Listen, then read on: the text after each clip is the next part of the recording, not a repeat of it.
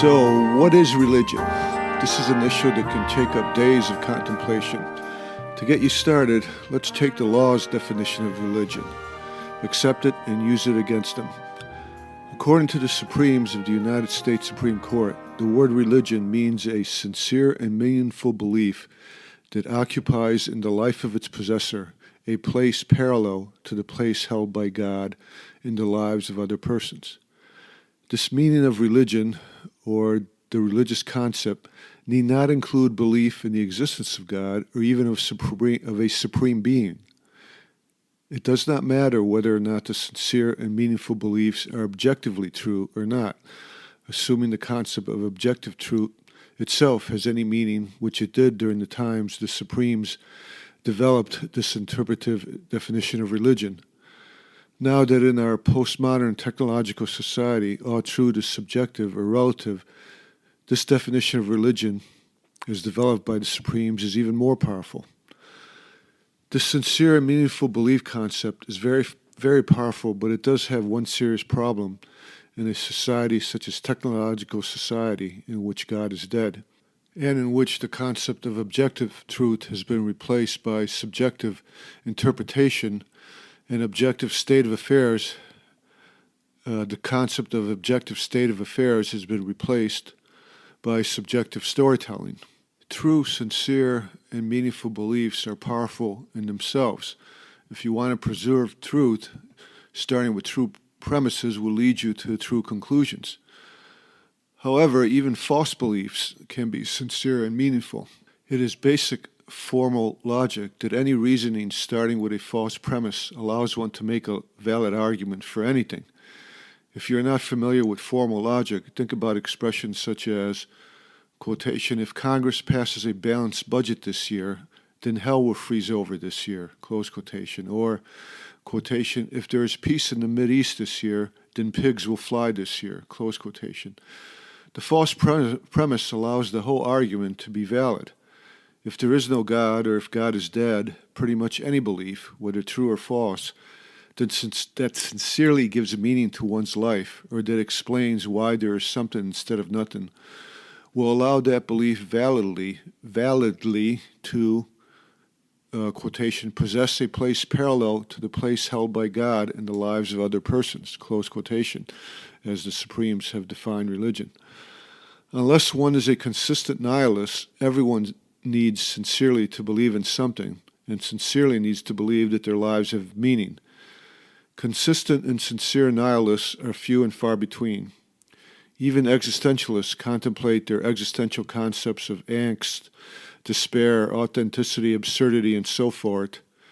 They contemplate these in order to avoid nihilism, so as to make leaps of faith to something or anything, by being gods creating a world of meaning in their image.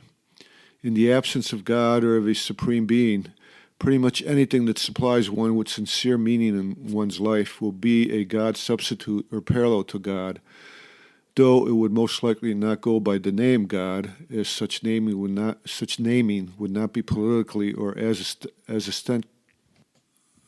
would not be politically or existentially or aesthetically acceptable. Of course, practically speaking, some sincere beliefs do work better than others for purposes of giving power to one's life in addition to giving meaning to one's life. Worshipping the Roman Republic as divine was once a powerful religion, but it would not get you far in the election polls these days.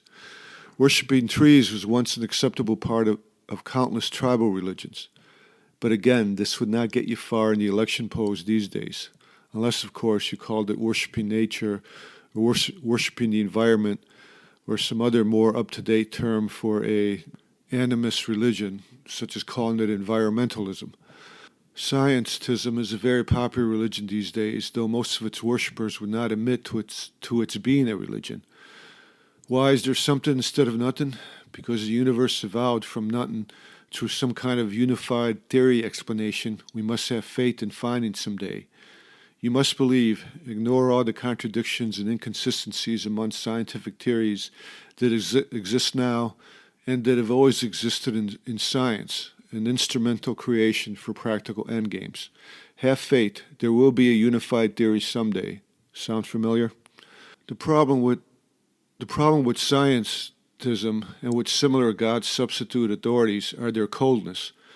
As Wittgenstein said, we feel that even if all possible scientific questions be answered, the problems of life have still not been touched at all. Scientism needs a soul. Adding the aesthetically pleasing words of humanism is how it gets its soul back. Add words like truth, ethics, morality, categorical imperatives, love, charity, equality.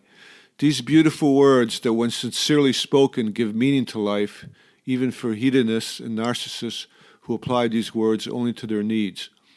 Add words like due process, freedom, equal protection, justice, fairness, and many other beautiful words by which the business of law markets itself.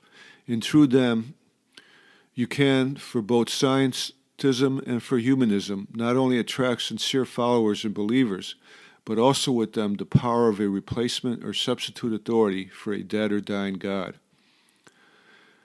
As in the previous beginning of this podcast essays, the question remains, can the aesthetically pleasing words of Christian divine and natural law be a replacement or substitute, and thus a parallel authority for its dead God?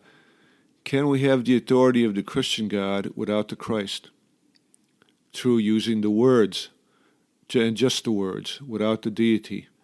If your answer is yes, then even according to the rule of law, you have a sincere and meaningful belief that occupies in the life of its possessor a place parallel to the place held by God in the lives of other persons. And thus you have a religion based on the authority of words as your God or gods.